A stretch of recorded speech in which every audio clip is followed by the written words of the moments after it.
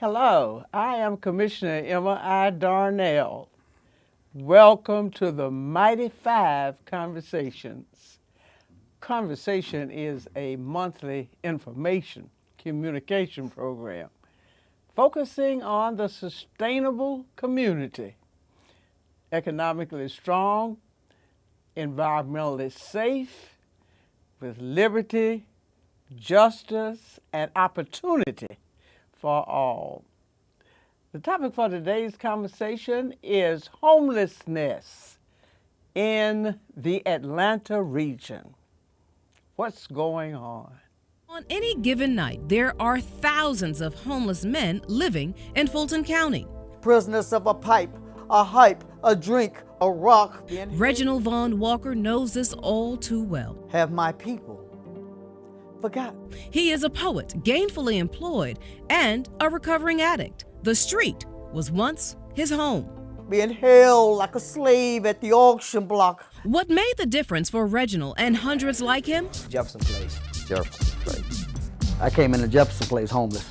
Jefferson Place, a program of the Fulton County Department of Human Services. While I was at Jefferson Place, I got a job with the railroad as a ground man, worked my way up to a driver, and I'm a crane operator.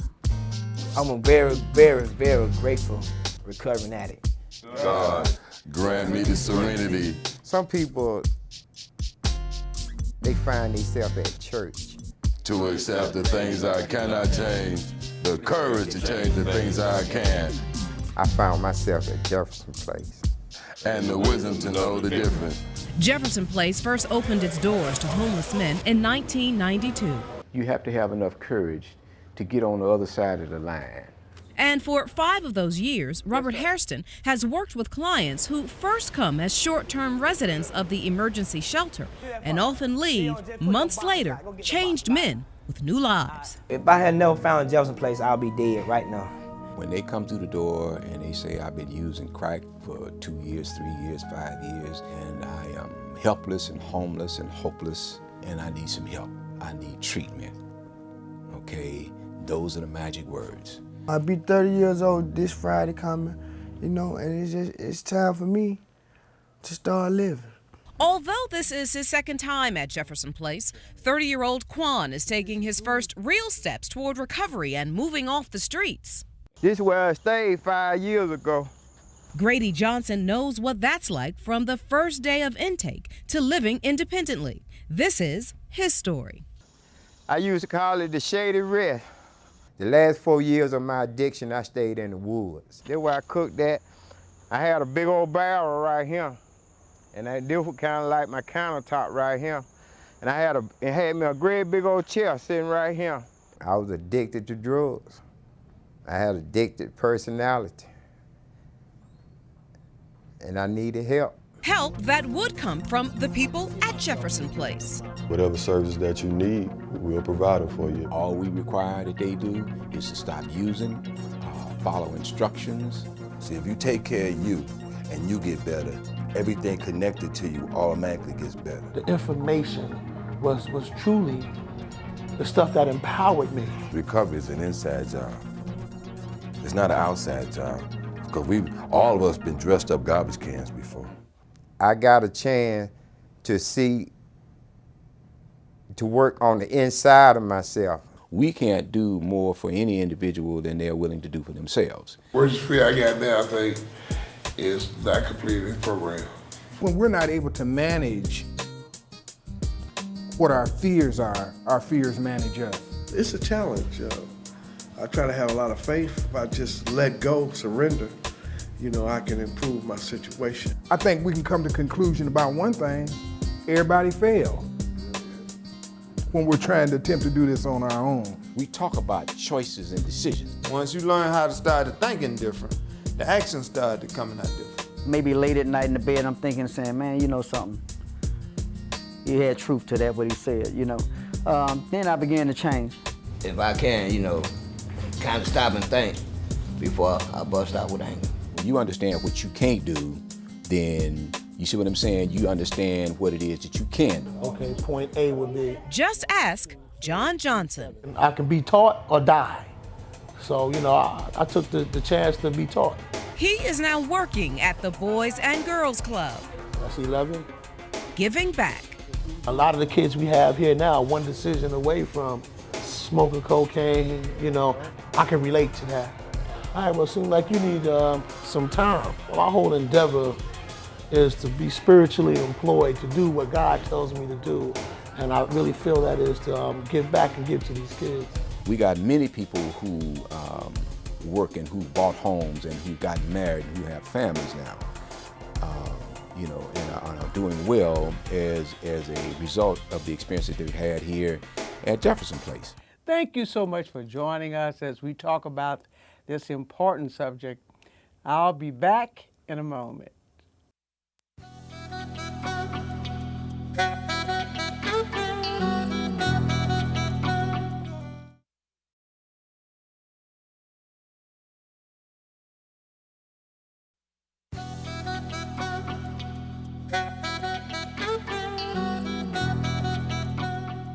Joining me in the conversation today is Mike Rowicki and Leonard Westmoreland. Mr. Rowicki is director of the Fulton County Department of Housing and Human Services, and Mr. Westmoreland is the division manager for the Office of Emergency and Transitional Housing. Good afternoon, gentlemen. Hi. Good afternoon, Commissioner. We appreciate you all coming to be with us, to share with us as we discuss a topic that is of extreme interest, not only in the Mighty Five, but throughout Fulton County. Folks are not comfortable seeing women and children without a place to stay. That's correct. People are not comfortable seeing men and women who have fought in Iraq and Afghanistan on the street and under bridges. And they know it's not a Fulton County problem, they know it's regional. Correct, Commissioner. But, you know, we believe in getting it done. Yes. I remember, gentlemen, and I'm sure you all do too, when 10 years ago, the city of Atlanta, at that time, Mayor Shirley Franklin, established us a goal, ending homelessness in 10 years. You all remember that? Yes. Yes, ma'am. Yes, I know, I'm sure you remember, Mr. Westmoreland, you were here. Yes. And of course, Fulton County was very pleased to be a part of that coalition. It was made up of Atlanta and DeKalb and many of the major nonprofit agencies, and I believe United Way was the coordinating agency. Is that correct? Correct. Going to end it in 10 years. 10 years. That was last year, wasn't it, Mr. Rowicki? Yes, that was last year. Running a little behind, aren't we? We're just a little bit behind on that.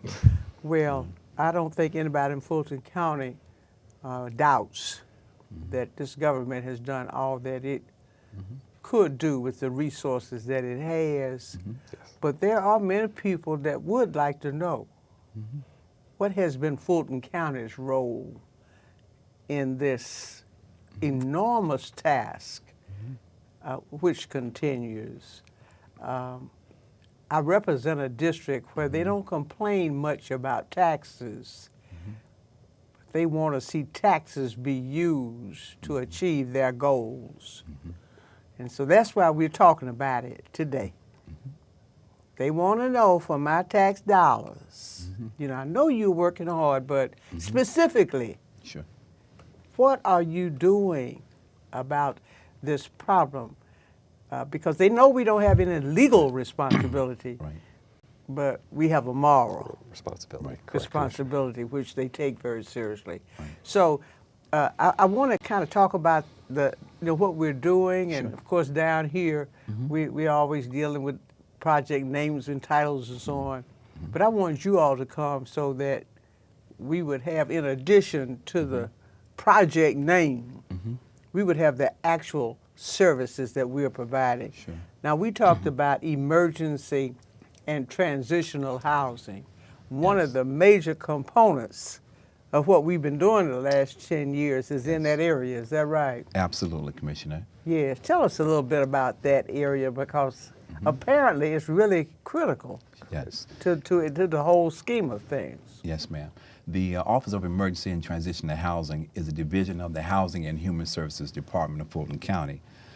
In the Office of Emergency and Transitional Housing, our mission is to create a system of care for homeless and at-risk individuals, families, and youth, so that those who are at risk of becoming homeless, we provide services for them. We have 4 locations that we use and 4 What do you do? We provide emergency shelter in one setting. Is that where Jefferson Place Jefferson is? Place, yeah, that is Jefferson Place campus houses our emergency shelter assessment center. And what does the shelter do? The shelter provides housing for 150 men per day.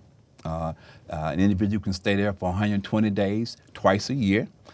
They come in, they receive a shower, they receive clean bedding, they receive clothing, haircuts. They're able to wash their clothes in case they have issues around their clothing. Is that just overnight? Yeah, They're required to leave in the morning? Yes, ma'am. There are certain levels of guys in the assessment center that are required to leave every day. And about 75 of those beds are beds what we call, I haven't made up my mind yet beds. People come in, all they want to do right now is have a clean place to take a shower and sleep. But our program involves additional supportive services. Correct. Absolutely. Is that correct? Yes, ma'am. And what are they? Yes, ma'am. And so the services that we have, once a person comes in and decides that they want to do something other than just have a place to sleep, we do an assessment on the individual. We try to understand how you got here, why are you here, okay? And that information that we get from that assessment we use, and we may discover that the person may have some substance abuse history. That may be. I understand a rather significant percent of the folks who do come to the shelter have substance abuse problems. Yes, ma'am. They do a lot of medicating of their situation. Kind of similar to what I do with my sinus. You know, I got up this morning, I took a pill because it helps me breathe better. When they're living on the streets or living on the bridges or double up in places where not fit for human habitation, which is HUD's definition of a homeless person. Okay?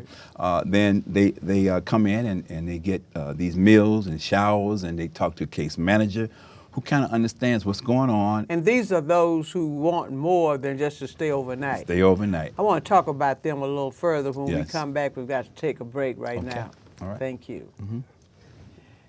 We'll be back in a moment.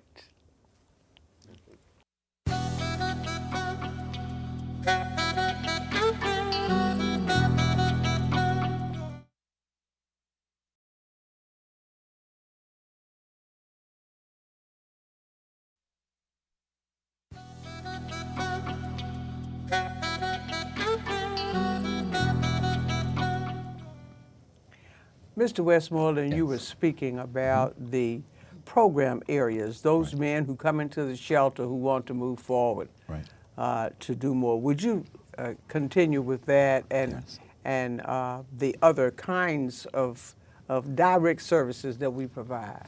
Yes, ma'am. In addition to the shelter that you provide for an individual who comes in overnight, in the event that a person may have a substance abuse history, you provide a substance abuse program. It's an 18-week program that people are involved in counseling, several groups, support services groups, and over an 18-week period of time, they complete the program. That program has one of the highest success rates for substance abuse, homeless programs in the nation. Fantastic. You have about 37% completion rate.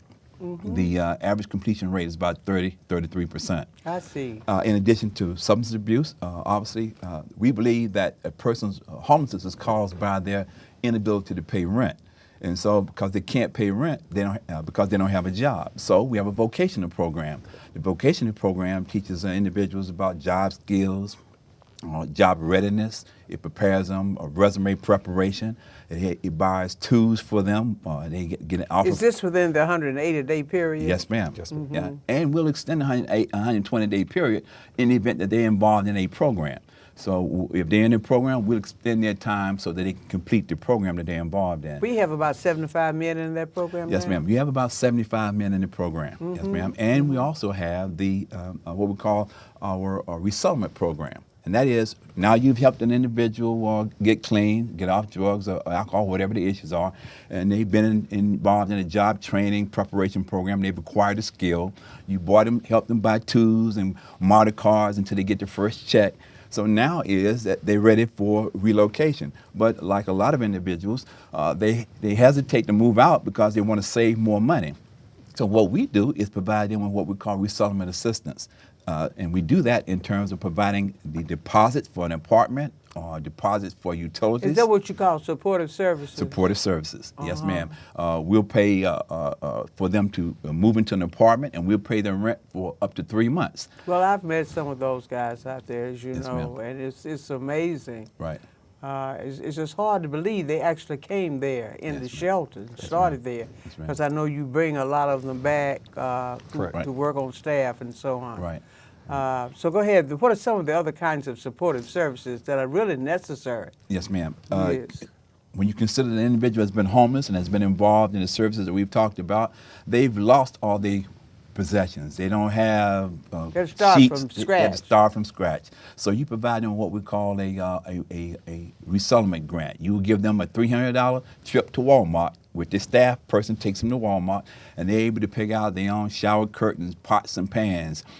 They're able to pick out a microwave, an alarm clock, the things that we all use regularly every morning, just to be able to get up and come out and go to work every day. You can't just do it because you want to do it. You have to have some help, don't you? You have to have some help. I guess because we had some help, you know, they have to have some help too. Yes, ma'am, and we do that. And we do this not just for males. Everything that we've talked about in terms of services for men. It's for women and children. For women and children as well. That's over at Springdale. Springdale Place. Springdale Place. Brand new. Brand new. It's been operating for 2 years now. What happened to Gateway? I thought they were providing for women and children. Well, they were up until about almost a year ago. They make the arrangement so that now they're referring women and children to the City of Refuge. I see. Yeah, in the City of Refuge. We provide supportive services there too, don't we? You should do. You are into a relationship with the City of Atlanta and the nonprofit, the City of Refuge, about 3 years ago. And you got money to do renovation of a facility at the City of Refuge. Also talk to families over there. It's just amazing what has been done over there. Yes, ma'am. And you have 40 families that you provide case management services to, and the support services, model cards, clothing, personal hygiene, baby things formula. Things we take for granted. Things we take for granted. And formula, personal hygiene kits, deodorant, get the hair done, things that we have to prepare men for, we also have to prepare women for. It just is a little different. They require that you get the hair done, you get the nails done, increase their self-esteem so they feel good about themselves. And then we help them get connected to workforce development, a partner agency here in the county who helps them with job placement and job training. So it works, and child care arrangements. It works out really well. What about those you said you're trying to keep from being homeless? I understand that's a major part of your program, isn't it? That's a major program as well, Commissioner. One of the things that we actually do with Mr. Westmoreland is we do rapid rehousing. So somebody, or homeless prevention. So if somebody is in jeopardy of losing their housing, again, we'll go and help them pay their rent using those types of services. We'll help them with utilities so they don't get their utilities turned off so they can stay in their home or their apartment, or rapid rehousing where if somebody is ready to move out and they don't need to stay in a shelter, but they just need that help for that rental assistance or utilities, we'll pay that for them as well. So they are moved right into a new apartment that gets them settled in. And then we provide those services around them in case they need referrals for like behavioral health services or any of the other connections to the nonprofits in our community that the county funds as well through our other grants. The theory is that in order to end homelessness, you have to stop it at the beginning. Yes, ma'am. Yes, ma'am. And that there are people out here without a roof over their heads for no other reason than they couldn't pay their rent. That's correct. Right. They don't have substance abuse problems. They're not lazy. They just couldn't pay their rent. Yeah. and your services step into that to meet that need as well. That's correct, Commissioner. Are you going to add something to that, Mr. Moore? Yes, ma'am. Westmoreland. Yes, ma'am. A lot of times you may have as an individual who could have afforded the living situation when they were working, and then something happened at work, lost their job, or end up getting a job making less money. So they find themselves. We see them every day. Every day, and they find themselves in a situation where they're paying over 56% of their income in rent. And so you can't do that too long. You can't do that long at all. So what we do is go to that family who may come to us and say they may have trouble paying their rent. We'll say to them, well, rather than spend $1,000 to help you pay your rent and utilities, why don't we work with you in identifying a location that you can afford, and let us pay $2,000, $2,500 to get plain old house. Yes, ma'am. Get you to that location. So we'll pay for all your movement to get you relocated into a place that you can afford, and now you're able to feel much better, do the things that all of us do every day. We eat, buy clothing, take our family out for a ride to the park or something, because you're not spending all of your money in rent. So I can see that the program that we've been sponsoring is not restricted entirely to a Fulton County building. What we've been doing is coordinating with agencies like the City of Refuge. Yes, ma'am. Odyssey. What are some of the others? Odyssey Villas is an intake family program that you open with a nonprofit, Community Concerns, where we provide supportive services. Supportive services, all the case management, and the nonprofit provides the housing. And I think I know from the work that we've done on the board of Invest Atlanta that Fulton County also provides supportive services for their permanent housing programs. Is that correct? That's correct, ma'am. Yes, and so it seems as if as a part of this approach to ending regional homelessness, Fulton County programs have been somewhat central. Is that correct? Yes.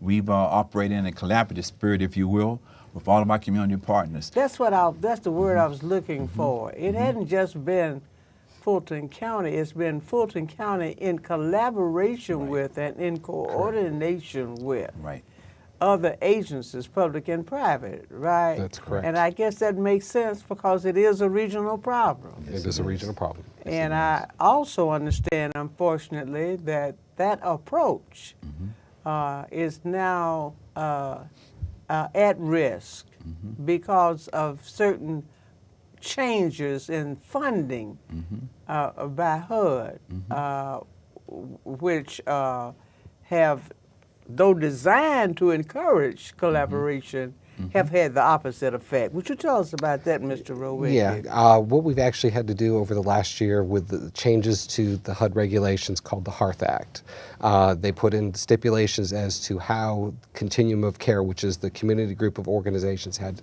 to be set up. With that, we actually we're trying to work still with DeKalb County and the City of Atlanta together.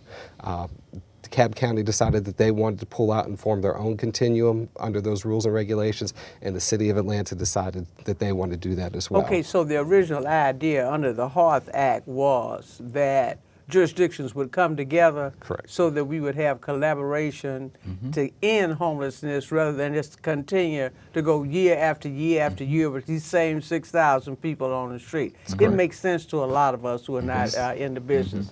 You know, since it's a regional problem, that everyone would come together. That was what the whole continuum of care was about, right? But when you came together and worked on this for months and months, DeKalb made a decision that they wanted to form their own organization. Which HUD allowed a jurisdiction to do, if that's what they wanted to do. That's correct, ma'am. So even though it was based on collaboration, DeKalb made the decision to do their own program.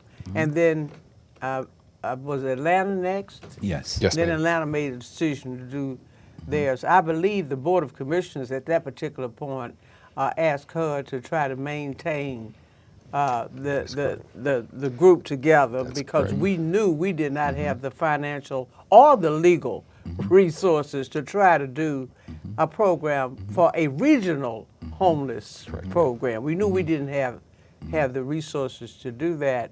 But HUD, I think, made the decision to allow Atlanta and DeKalb to go their separate ways if they chose to do so. Is that right? That is correct. Well, we're going to move on as a separate continuum, and we will be operating the same program everywhere except in the city of Atlanta and in DeKalb County because the HUD rules require that. Right. Yes, And ma'am. even though Fulton County has put a lot of money into this program, without the HUD money, Yes. Yes, these ma'am. programs That is key. would not operate. Is that correct? That is correct. And so what we're committed to doing is what we can do, consistent with how the Board of Commissioners has voted to continue to do what we can do with our resources. Yes. And we are hoping, aren't we, that we can enter into some agreements with the city of Atlanta for the operation of Jefferson Place, because I think under the new rules, we can't operate programs within the city of Atlanta. Is that right? Except by agreement with Except by them? agreement. Yes. Well, we're looking forward to reaching those agreements Yes. because we believe that everybody's on the same page.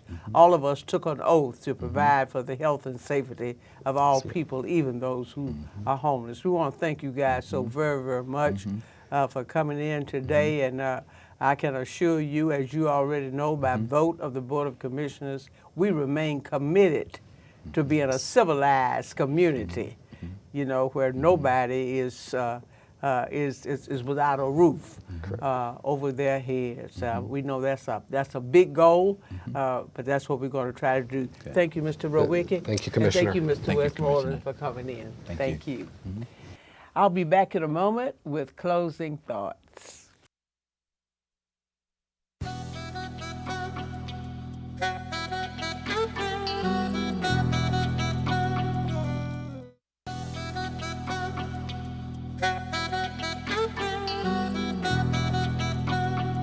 Ending homelessness in the Atlanta region seems to involve much more than a hot meal and a haircut. Every day, women and children sleep on tables and chairs at a facility designed for homeless men. Every day, homeless men sleep under bridges near the downtown connector. However, by working together, public, private, and nonprofit communities, we will be able to meet our moral responsibility to homeless men, women, and children throughout the Atlanta region, including Fulton County.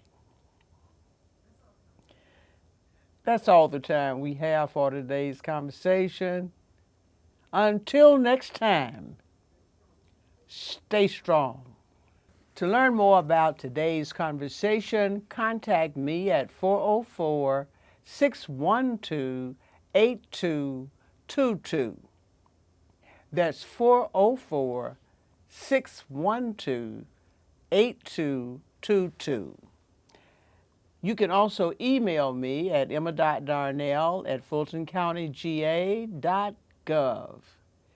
Visit us online at emmadarnell.com or connect with us on Facebook or Twitter.